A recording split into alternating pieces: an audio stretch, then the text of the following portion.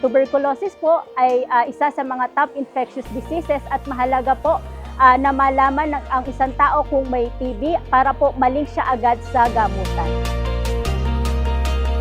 Alam niyo po, ang TB, once upon a time, ay isa sa mga leading causes of death sa buong Pilipinas. Pero dahil po sa magagandang programa ng Department of Health, ito po ay nababawasan.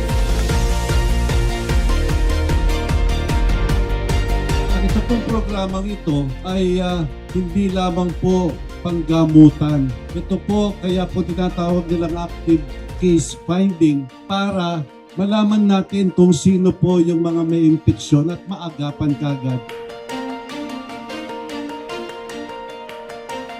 Sa aming mahal na Governor Christian Yap at Mayor Susan Yap, nagpapasalamat po kami sa suporta na binigay nila dito sa kalusugan dito sa aming barangay.